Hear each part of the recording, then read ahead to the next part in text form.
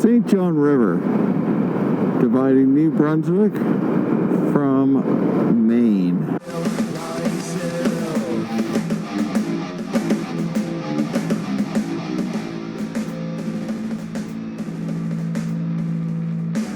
Hello friends, Tiger Coward here. Welcome to the first episode of our East Coast Escape. In this series, Spike and I ride the shorelines of Eastern Canada. And when we do, we encounter bear, moose, and other types of wildlife and see some beautiful vistas. However, we got to get there first. In this episode, I ride to Montreal to meet Spike. Then we ride through the eastern townships of Quebec, up to the south shore of the St. Lawrence River, and then on to New Brunswick. But I don't have a great start. Join me. Okay, friends, it is a miserable 8 degrees and raining. Under the blood-stained sky. As predicted by our good friends at Environment Canada, I rolled out of the driveway at 10 a.m. into a steady rain, embracing a 7 degrees Celsius. It never got warmer than 11 for the entire 550-kilometer haul to Kempville. Still raining. Classic Tiger Coward weather. Thankfully, I'm spending a couple nights with my amazing friends Al, Karen, and their awesome cat, Bandit. Big thanks to them for their warm hospitality after that cold ride. Day 2 and it's still raining. So fast forward to day 3 and I was off to Brockville for the MotoGP race with Rick and Don. The sun finally came out. Then I cruised into Montreal just as Spike was elbow deep in the first oil change on his shiny new 2025 V-Strom 650. We saw the sun today, and it actually stuck around all day long. After days of gloom, it felt like someone finally turned the lights back on. We left Spike's place in Verdun around 9:30 a.m., heading south out of Montreal on the highway. Traffic was light, the bikes were humming, and the scenery just kept getting better the closer we got to Sherbrooke.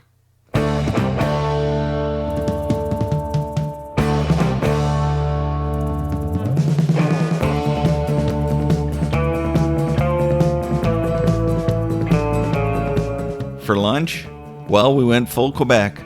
Benny and Company.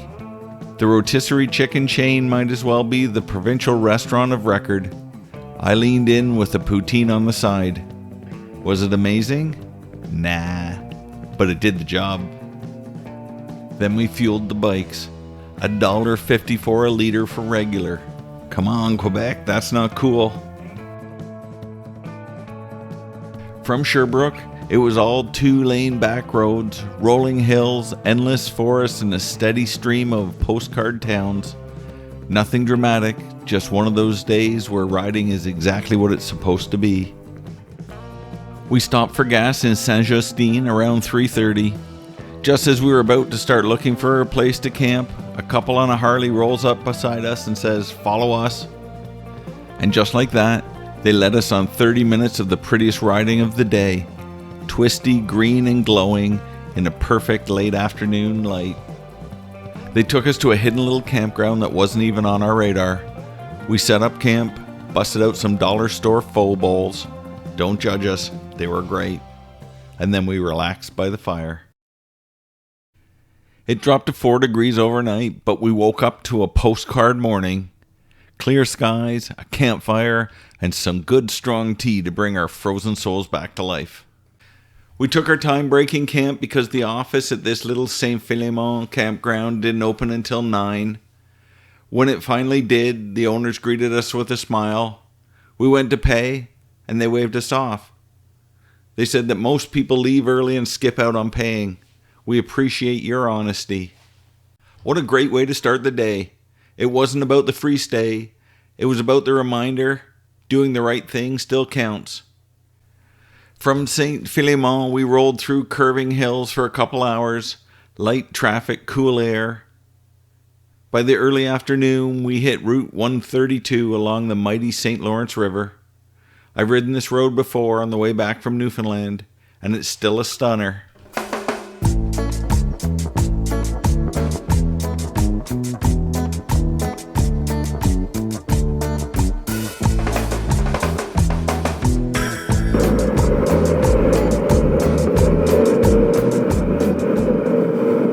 smells good. It's salty air. Is the St. Lawrence salty up here? Really? I did not know that. Awesome. Tide's out. Oh, what a great place. We'll get the picture with the church in the background of our two bikes parked side by side.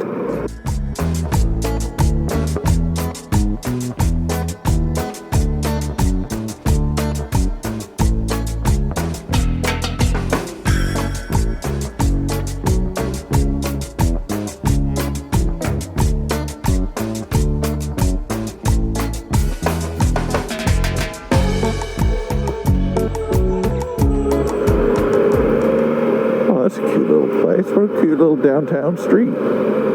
Downtown nowhere.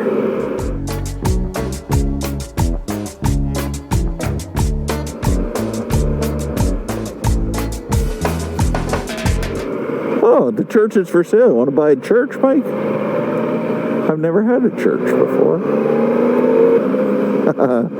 Look at the grade of this corner.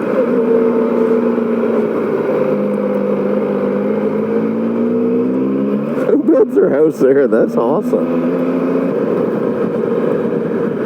Oh, there's a big cross at the Belvedere.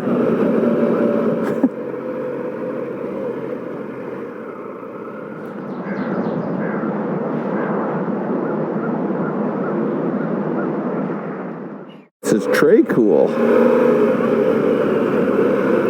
3.5 kilometers, turn right on Rigalano.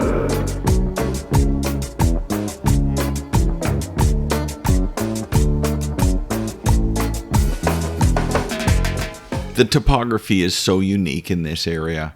You have the St. Lawrence River on your left-hand side, then flat fields that stretch all the way out to the rocky outcrops on the right.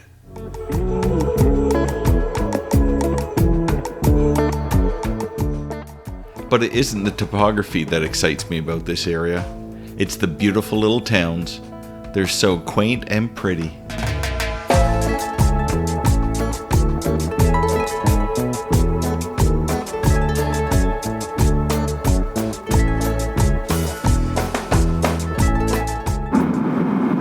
Just crossed Rivière de Loup and we are heading south on Route 289.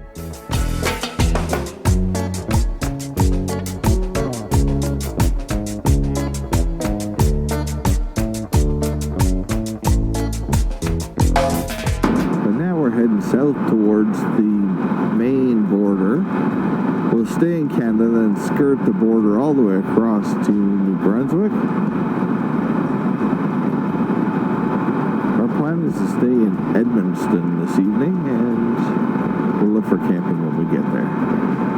What a cool road this is. Lots of bikes on it. This is one of the beautiful little villages that we've come through today. It's got a huge long name that I would mispronunciate, so I will look it up for you and put it on the screen. I'm pretty sure the name is after a Pokemon character, but I might be wrong on that. We'll have to check.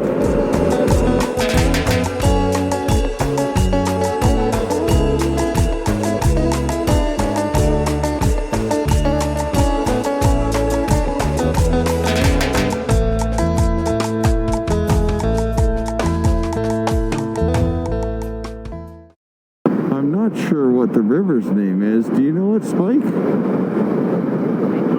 Oh, that's the St. John River, dividing New Brunswick from Maine.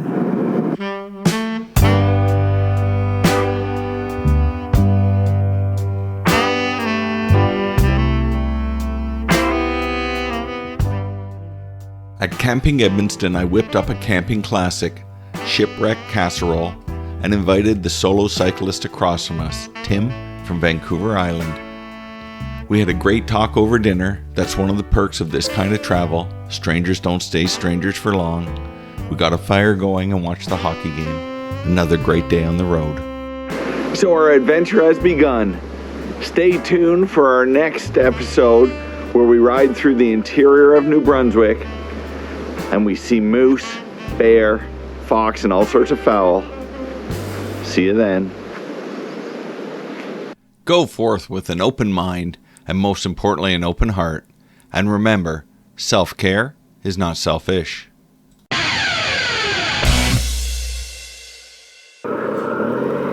You want me to ride through this guy's backyard like I did with the other guy? I'm going through, I can see he's got his window open, I can see his TV on.